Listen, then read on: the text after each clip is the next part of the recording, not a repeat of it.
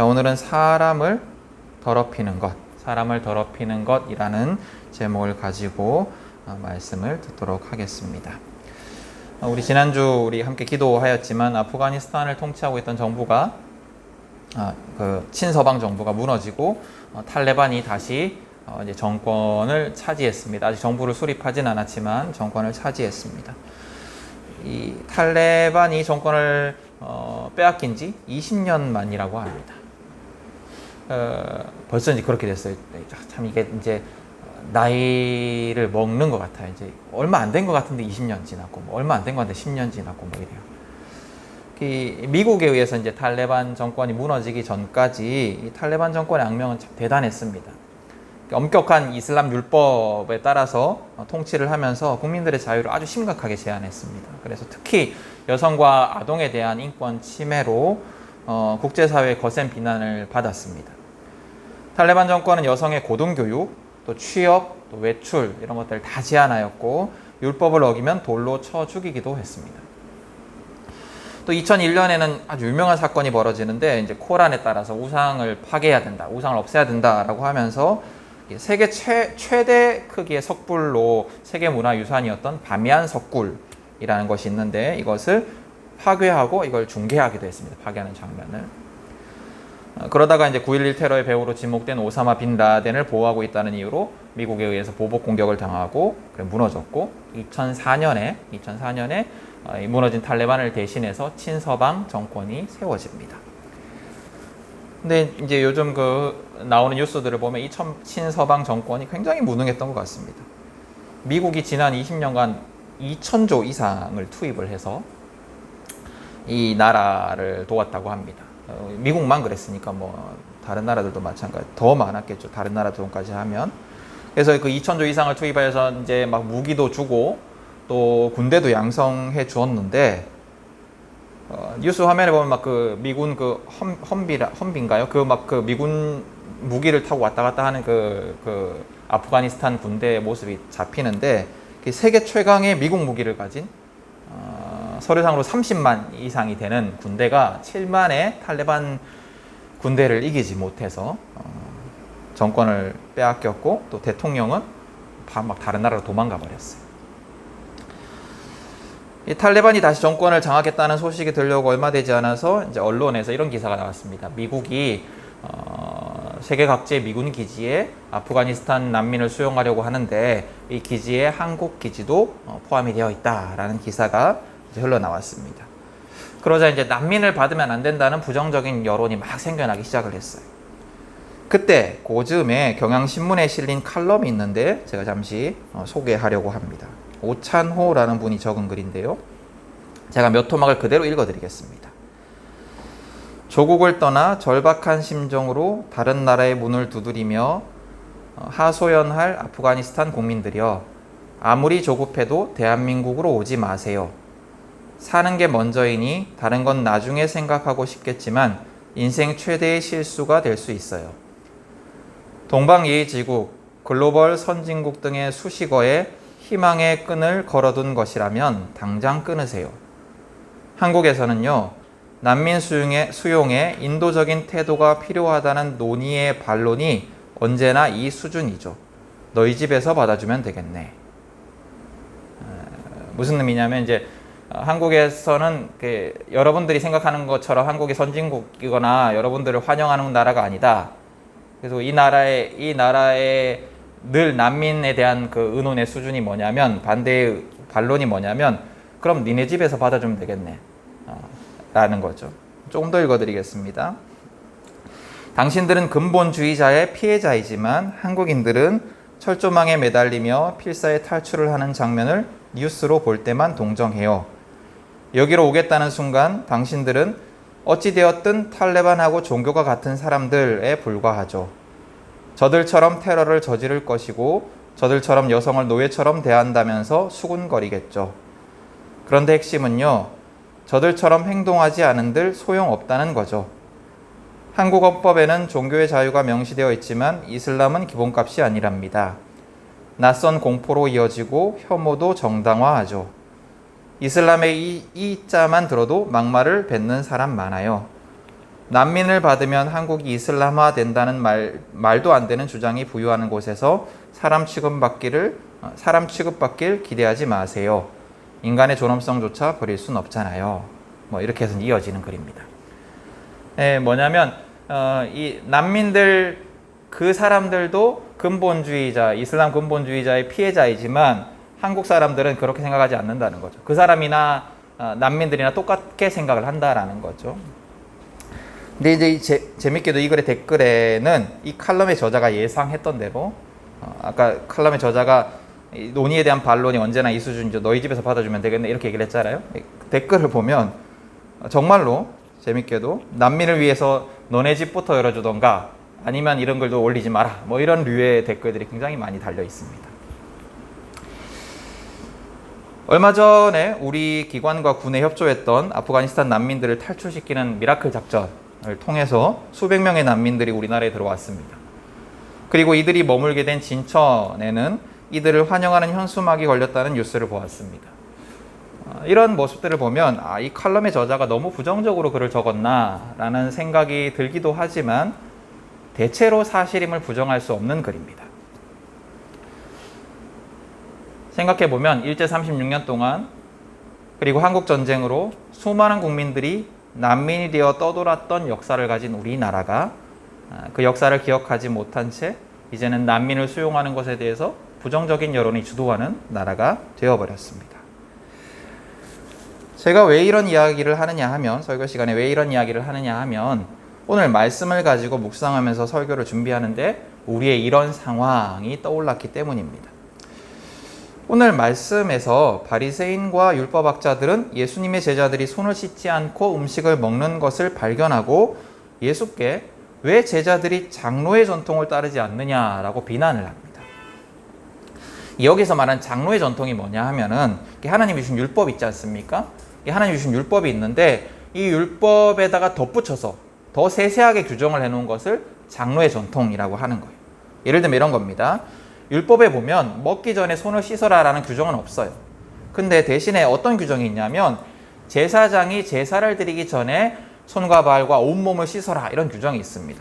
온몸 깨끗한 몸으로 제사를 지내야 된다. 하나님 앞에 나아가야 된다. 뭐 이런 의미의 규정입니다.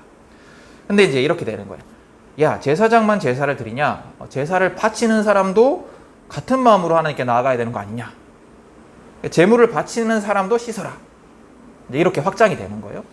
이렇게 의미가 이해가 되죠, 그죠? 당연히 그래야 될 것 같죠. 그렇게 해서 이제 의미가 확장이 됩니다. 그렇게 이제 전통이 생기는 거예요. 그러다가 더 확대되면 뭐냐면, 야, 제사 지낼 때만 하나님 앞에 서는 거냐? 맨날 하나님 앞에 선 자세로 살아야지. 그러니까 매일매일 음식 먹기 전에 다 씻어라. 손발을 씻고 깨끗하게 씻고 하나님 앞에 서는 마음으로 음식을 대하라. 하나님께 감사하는 마음으로 음식을 대하라. 이렇게 확장이 되는 거예요. 예를 들어서 이런 식으로 만들어진 규정들이 장로의 전통이라는 거예요. 원래 율법보다 더 세세하고 더 구체적인 규정들인 거죠. 근데 아마도 당시에 모두가 오늘 성경에는 모두 이제 그렇게 지켰다라고 말을 하고 있지만 모두가 이렇게 철저하게 지키지는 못했을 겁니다. 한번 생각을 해보세요. 뭐 바리새인이나 율법학자들 같은 사람들은 시종도 있고 뭐 이렇게 좀 부유한 삶을 살아가잖아요. 그래서 뭐 어디든 손을 씻고 발 씻을 물을 공급받을 수 있는 상황이었을 거예요. 근데 아주 가난한 사람들 뭐 어디서 막 길거리에서 막 일하다가 갑자기 손발 씻을 물이 어디 있어요? 지금처럼 수도를 틀면 물이 나오는 것도 아니고. 그러니까 그렇게 지킬 수 없었을 거예요. 아마도 아주 귀족들이나 바리새인이나 율법학자들처럼 어떤 그 남들보다 더 특별히 경건하다라고 본인을 생각하는, 그리고 남들도 생각하는 이런 사람들 많이 지켰던 그런 규정이었던 것 같습니다. 그러니까 좀 더 철저한 규정을 지키는 거룩하고 경건한 사람들이 따로 있었던 거예요. 마치 뭐 이를테면 우리식으로 하면 일반 뭐 이런 말이 좀 그렇긴 하죠. 일반 평신도들은 지키지 못하지만 목사님들은 지키는 어떤 규정 뭐 이런 것들이 있어서 목사님들은 지키는데 평신도들은 우리는 지키지 못하니까 참 목사님 대단하네 뭐 이렇게 생각하는 규정 같은 거였다라는 거죠. 그래서 오늘 장면으로 돌아가면 이런 겁니다. 이제 이 바리새인과 율법학자들이 왜 예수님의 제자들에 대해서 이렇게 예수님께 이렇게 막 비판을 했냐면 랍비라고 불리는 또 말씀을 가르치는 선생이라고 불리는 너의 제자들도 우리처럼 더 엄격한 규정을 지켜야 되는 거 아니냐. 너도 굉장히 특별한 스승이라고 말하고 네가 말하는 것도 특별한 말씀이라고 말하는데 너를 따르는 그 특별한 제자들도 우리처럼 더욱더 경건한 삶을 살아가야 되는 거 아니냐? 라고 얘기를 하는 거예요. 왜 근데 너희들은 그렇게 철저하게 규정을 지키지 않느냐? 전통을 지키지 않느냐? 이런 뉘앙스로 얘기를 하는 겁니다. 근데 여러분, 하나님이 왜 이스라엘 백성들에게 율법을 주셨을까요? 왜 하나님께서 이스라엘 백성들에게 율법을 주셨을까요? 여러 가지 이유들이 있을 겁니다. 여러 가지 이유들이 있겠지만 그 중에 중요한 한 가지 이유는 뭐냐면 이스라엘 백성들을 하나님의 백성으로서 다른 민족들과 구별하기 위함이었어요. 이 규정들을 지키는 민족으로서 이제 어떤 표지를 만드는 거죠. 다른 민족과 다른 민족들과 다른 특별한 하나님의 백성으로서의 표지로서 율법을 주신 겁니다. 구약에 보면 이 율법이 언제 이 이스라엘 백성들에게 주어지냐 하면 출애굽 이후에 주어집니다. 하나님은 출애굽 사건을 통해서 이스라엘을 하나님의 백성으로 삼으시고 그들의 하나님이 되어 주시겠다라고 말씀을 하십니다. 근데 그렇게 이제 생겨난, 그렇게 이제 구별된 이스라엘 백성, 이스라엘 민족은 여러분 한번 생각해 보세요. 얼마나 약소한 민족이겠어요. 얼마나 보잘것없는 민족이겠어요. 그 주변에 이집트를 비롯해서 모든 민족들은 자기 땅을 가지고 그간의 어떤 권력도 가지고 있고 또 무기도 가지고 있고 통치 체계도 가지고 있는 그런 민족들이 쫙 있는데, 인구도 많은 그런 민족들이 쫙 있는데 이제 이집트로부터 탈출한 그 한 줌 같은 무리, 그게 이스라엘 민족이었던 거예요. 그러니까 이들은 다른 큰 문화나 민족에 의해서 흡수되거나 동화되기 쉬웠습니다. 그래서 하나님이 이 이스라엘을 다른 민족과 동화되지 않도록 하기 위해서, 다른 민족에 흡수되지 않도록 하기 위해서, 복음을 소유한 특별한 민족이 되도록 하기 위해서 율법을 주신 거예요. 그렇기 때문에 이게 성경에 보면 하나님이 이스라엘 백성들의 범죄에 대해서 고발하실 때의 내용을 보면, 그들의 죄목을 보면 다른 민족들처럼 행한 거예요. 구별되지 않고 다른 민족들처럼 행한 것이 그들의 죄였어요. 그래서 가나안 땅의 다른 민족들처럼 바알과 아세라라는 신을 섬겼고, 다른 민족들처럼 왕을 달라고 했고, 다른 민족들처럼 그렇게 풍습을 따라 살았고, 이게 이제 하나님께서 징계하실 때 그들의 죄목이었어요. 근데 왜 하나님께서 이스라엘 민족을 선택하시고 이들을 특별하게 만드셨을까요? 왜 이스라엘 민족을 이렇게 특별하게 구별하셨을까요? 그것은 이스라엘 민족만 선택해서 이들만 구원하기 위함이 아니었습니다.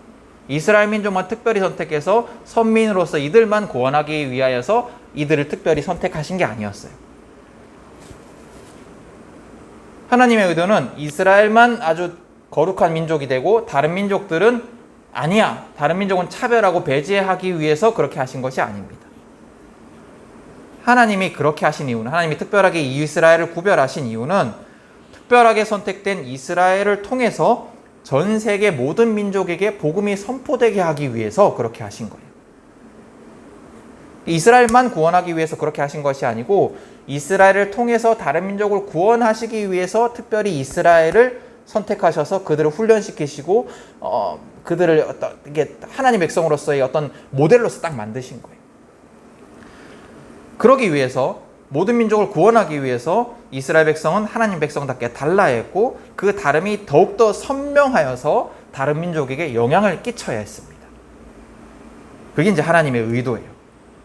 마치 어둠과 빛이 완전히 달라서 그 빛이 어둠을 밝히듯이, 또 소금이 짠맛이라는 완전히 다른 특성을 가지고 있어서 다른 어떤 음식의 맛을 변화시키듯이, 그렇게 이스라엘 백성들을 구별하여서 사용하고자 하신 게 하나님의 의도예요. 그래서 이스라엘의 특별함의 이유는 이스라엘 백성들의 어떤 자부심을 위한 것이 아니라, 와, 우리는 정말 특별한 사람들이야, 이런 자부심을 위한 것이 아니라 온 세상을 위한 것이었어요. 이스라엘만을 위한 것이 아니라 온 세상을 위하여서 이스라엘을 특별하게 하신 겁니다. 선택된 민족이라는 자부심 이스라엘 민족들이 가지고 있잖아요. 유대인들이 그런 자부심을 가지고 있지 않습니까? 근데 그걸 주기 위해서 하나님께서 그들을 특별하게 하신 것이 아니라 온 세상, 온 민족들을 구원하기 위하여서, 모든 민족들을 위하여서 이스라엘을 특별하게 만드신 겁니다. 이스라엘을 위하여서 특별하게 만드신 것이 아니라. 근데 이게 이제 변질되어 버린 거예요. 이게 변질되어서 이스라엘의 특별함이 타인을 차별하는 특별함이 되어버렸습니다.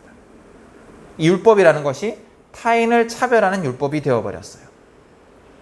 그래서 신약 성경에 오면 율법을 기준으로 이방인들을 차별하고, 더 나아가서 오늘 성경에 나오듯이 장로들의 전통을 만들어내가지고 이것을 율법화 시켜가지고 더 경건한 바리새인과 율법학자들, 그리고 덜 경건한 일반 유대인들을 차별하는 그런 도구가 되어버린 겁니다. 오늘 예수님은 이 문제를 지적하고 계시는 거예요. 14절 이하에서 먹는 것이 사람을 더럽게 하는 것이 아니라 그 마음이 사람을 더럽힌다라고 말씀을 하십니다.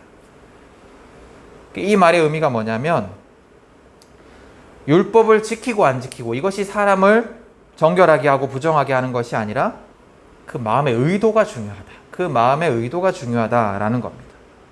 다시 말하면 율법을 지키는 이유, 그것이 모든 이들을 사랑하고 구원하기 위해서인가, 아니면 다른 이들과 우리를 구별해서 우리를 높이고 타인을 차별하기 위함인가, 이게 중요하다라는 겁니다. 그들이 율법에 대해서 얘기를 할 때 이것이 이 율법에 대해서 강조하는 의도가 무엇인가, 그것이 중요하다라는 겁니다. 단순히 율법을 지키고 아니고가 아니라 그 마음의 동기가 사람을 더럽게 한다라는 거예요. 여러분, 예수님은 바리새인과 율법학자들의 의도를 잘 알고 계셨습니다. 그들은 자기를 자랑하기 위해서, 그리고 타인을 깔보기 위해서, 자기를 의롭게 여기기 위해서 그렇게 율법을 이용하고 있었어요. 장로의 전통을 이용하고 있었습니다. 예수님은 우리는 더 철저히 율법을 지키는 거룩한 자들이다.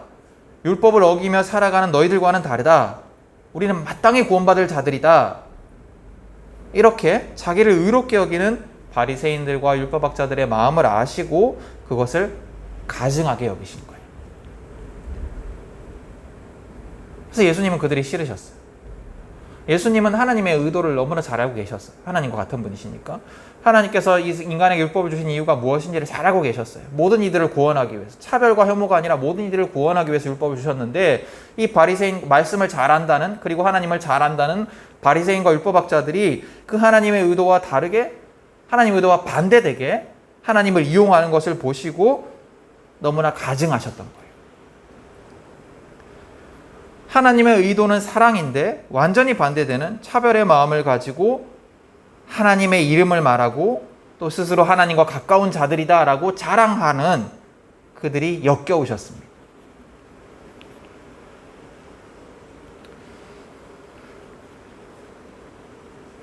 여러분, 우리가 성경의 가르침대로 살아가야 하는 이유는 그것이 우리를 구원하신 하나님의 명령이기 때문입니다. 그것이 우리의 주인 되신 하나님의 명령이기 때문이에요. 또 그것이 우리를 복되게 하는 말씀이기 때문입니다. 그리고 오늘 성경을 통해서 특별히 알 수 있는 것은, 오늘 성경을 통해서 하나님의 가르침대로 살아가야 하는 이유에 대해서 특별히 알 수 있는 것은 뭐냐면, 그것이 나만의 구원을 위한 것이 아니라 온 세상을 구원하기 위한 하나님의 뜻을 이루는 길이기 때문에 우리가 하나님의 뜻대로 살아야 한다는 거예요.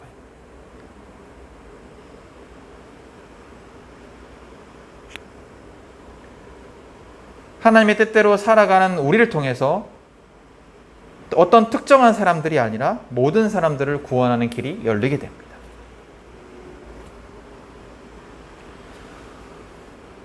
여러분, 한번 생각해 보세요. 예수님이 십자가에서 본을 보이신 사랑, 또 우리를 구원하신 그 사랑, 그리고 우리에게 명령하신 사랑, 이 사랑들은 모두 다 모든 사람을 위한 사랑, 모든 사람을 살리는 사랑입니다. 오늘 성경은 율법과 전통에 관한 예수님의 말씀을 통해서 우리에게 그리스도인이라면 누구에게나 사랑을 전하기 위한 삶을 살아야 한다. 그리스도인이라면 차별과 혐오가 아니라 누구에게나 복음을 전하는 삶, 사랑을 전하는 삶을 살아야 한다라고 가르치고 있습니다. 그러나 당시의 유대인들은 예수님의 가르침을 받아들이지 않았고 또 예수님을 거부했어요. 선민의식을 포기하지 못하고 복음을 거부했습니다. 그리고 이상하게도 현대의 많은 그리스도인들이 예수님을 거부하고 자신 스스로를 선민으로 여겼던 그 유대인들과 자기를 동일시하면서 자신들을 선민이라고 여기고 타인을 차별하고 배제하는 일에 열심을 내고 있다라는 거예요.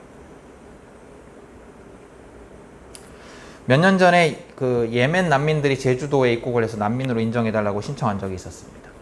그때도 난민 반대 여론이 굉장히 심하게 일어났는데 일전에 말씀드린 적이 있는지 모르겠지만 그 반대 운동을 주도하던 단체의 대표가 목사였어요. 그리고 기독교 카톡방에 온갖 부정적인 루머들이 떠돌았습니다. 무슬림에 의한 여성을 대상으로 한 범죄에 대한 걱정, 또 그들이 들어오면 우리나라가 이슬람화 된다는 두려움, 지금 똑같은 그런 부정적인 여론에 힘을 보탰어요. 그런 기독교 카톡방에서.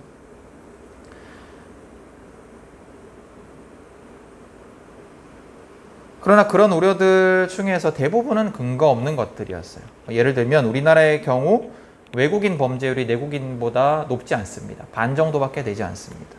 그리고 유럽의 경우에도 난민의 급증과 범죄율의 급증 사이에는 상관관계가 없다라는 것은 이미 밝혀져 있는 사실입니다. 물론 난민을 받아들이는 것, 또 종교 문화적으로 낯설고 또 가난한 이들을 받아들이는 것이 우리에게 마냥 좋은 것은 아닐 거예요. 가난한 이들이 오면 우리가 돈을 줘야 되고 우리가 손해보아야 되는 것들도 있을 거고, 문화적으로 종교적으로 낯선 사람들이 오면 이질감을 느끼고 우리가 불편함을 느끼고 불안함을 느낄 수 있을 겁니다. 우리의 손해와 배려가 필요한 일일 겁니다. 아마 난민을 받아들인다는 것은. 그래서 난민에 대해서 여러 가지 의견들이 있을 수 있습니다. 난민에 대한 찬반의 여러 가지 의견들이 있을 수 있습니다. 그러나 성경의 가르침을 따르는 예수로 구원받은 그리스도인이라면, 오늘 말씀의 주인이신 예수님을 따르는 그리스도인이라면 적어도 배제와 혐오와 차별의 자리에 서서는 안 됩니다. 우리를 더럽히는 것은 다른 종교를 가진 자들도 아니에요. 또 우리가 죄인이라고 여기는 자들도 아닙니다. 우리가 혐오스럽게 여기고 차별하는 자들도 우리를 더럽히는 것이 아니에요.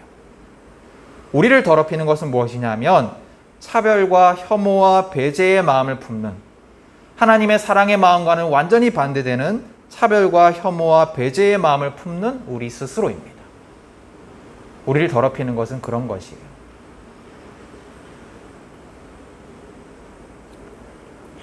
여러분, 우리 그리스도인들은 늘 내가 서 있는 자리가, 내가 주장하는 이 주장들이, 내가 가지고 있는 이 생각들이 차별과 혐오와 배제의 자리는 아닌가?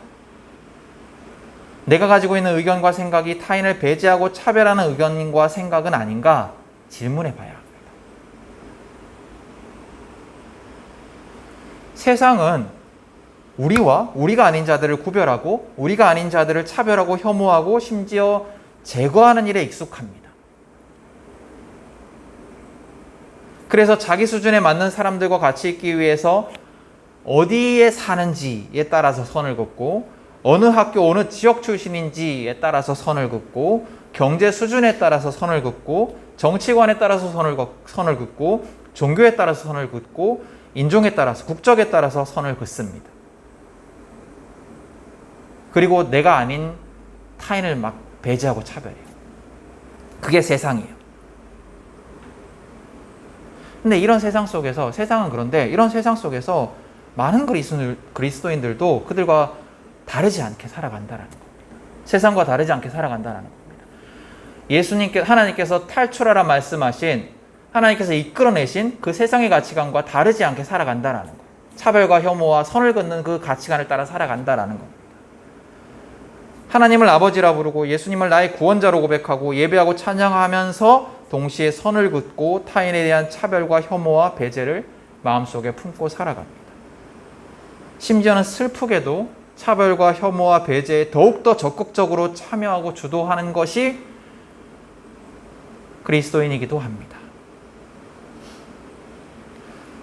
오늘 배제와 차별의 메시지를 전하는 바리새인과 율법학자들을 가증히 여기셨던 그 예수님이 우리의 이런 모습을 보시고 어떻게 생각하실까요? 그 예수님이 우리를 보고 얼마나 가증히 여기실까요?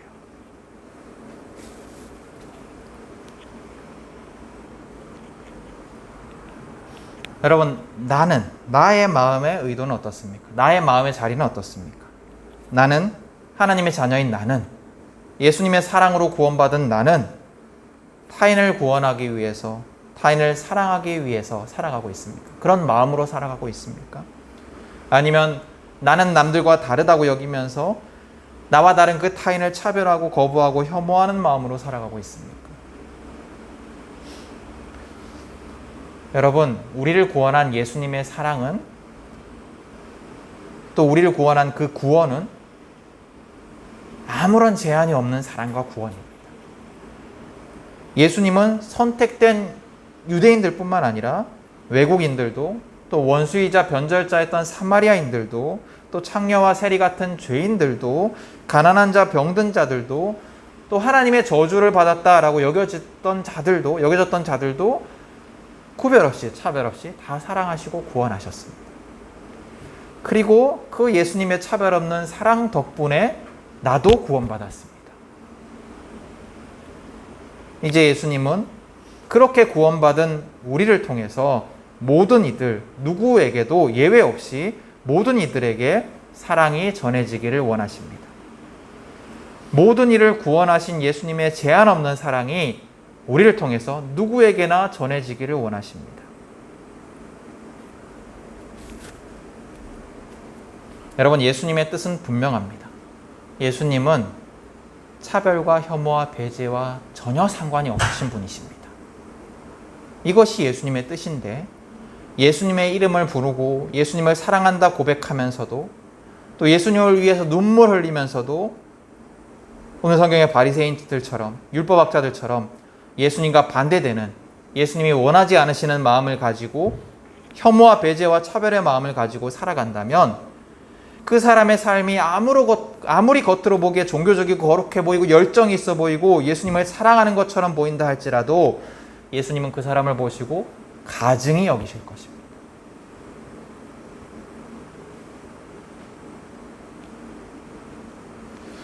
여러분, 우리는 어떻습니까? 나는 어떻습니까? 나를 더럽히는 것이 무엇입니까? 간절히 바라는 것은 우리가 오늘 이 바리새인과 율법학자들 같은 사람이 되지 않았으면 좋겠습니다. 예수님의 이름을 말하면서 좋은 신앙을 자랑하면서 거룩한 삶을 산다라고 말하면서 다른 사람을 차별하고 배제와 혐오 속에 살아가는 자들이 되지 않기를 원합니다. 반대로 우리가 모든 이들을 구원하기 위한 하나님의 도구로 사용되기를 간절히 소망합니다. 우리가 차별 없는 사랑의 마음으로 예배하고 찬양하고 말씀을 묵상할 수 있기를 소망합니다. 우리가 차별 없는 사랑으로 매일매일 모든 이들을 대하고 일상을 살아갈 수 있기를 간절히 소망합니다.